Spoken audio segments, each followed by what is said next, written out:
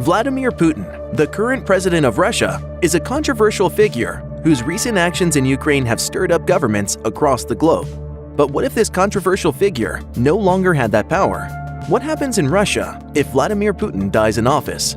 In 2020, Vladimir Putin introduced a series of changes to Russia's constitution that many believed were intended for him to maintain power after his presidential term ends in 2024.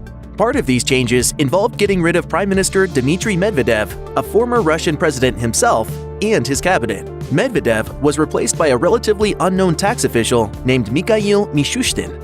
Many observers believe that appointing Mishustin, who is seen as being unambitious and with few backers aside from Putin himself, was a strategic play by Putin. Political analyst Kirill Rogov told the Associated Press at the time that these changes might indicate that Putin is trying to set up a government that mirrors one used by China.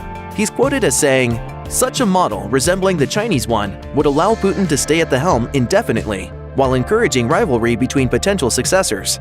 While Russia's official plan of succession is in place, Putin seems to be trying anything he can to stay in power longer. That's why many believe he tapped Mishustin as his successor, because he would be easy to control and less likely to challenge Putin's authority. The thought is that if Putin vacates his position as president, Mishustin would take control of presidential matters, while Putin either takes over as prime minister again or crafts a new position for himself. Putin is believed to have done this once before. Putin chose Medvedev as his successor in 2007. Then Medvedev named Putin the new prime minister. This caused some turmoil, as this was done without any elections or input from the public. Many also consider Putin to have remained in charge during this time, even if Medvedev held the presidential title. Not only could Putin stay in power, many believe it's his only option. The thought is that at this point, Putin is in over his head, and that a peaceful transfer is almost impossible. Alexei Navalny is one of Putin's harshest critics. In 2020, when Putin unveiled his plans to rework the structure at the top of the Russian government, Navalny said that Putin can't change his ways. He continued, "The only goal of Putin and his regime is to stay in charge for life, having the entire country as his personal asset and seizing its riches for himself and his friends."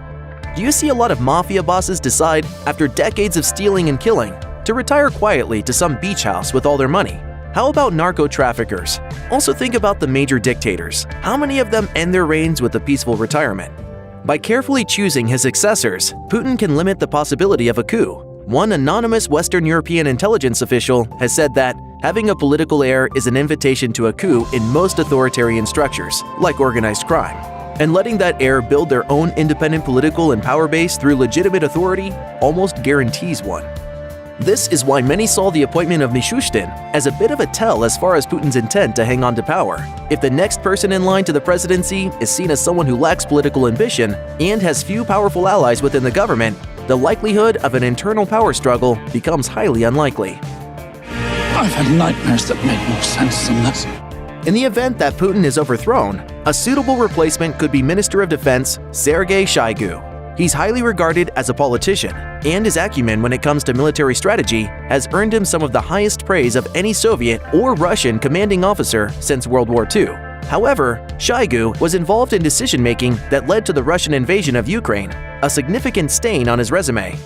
The Death of Stalin is a 2017 movie that told the story of Soviet Union politicians jockeying for power after the death of Soviet dictator Joseph Stalin. The movie is a dark comedy, and the same anonymous intelligence official said that in all likelihood, art would imitate life. They were quoted as saying, "It will be Death of Stalin. The oligarchs that selected Putin have been destroyed by Putin." He said about doing that first.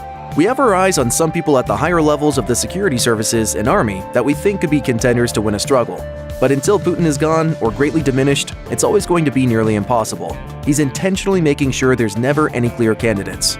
Check out one of our newest videos right here. Plus, even more grunge videos about world news and events are coming soon. Subscribe to our YouTube channel and hit the bell so you don't miss a single one.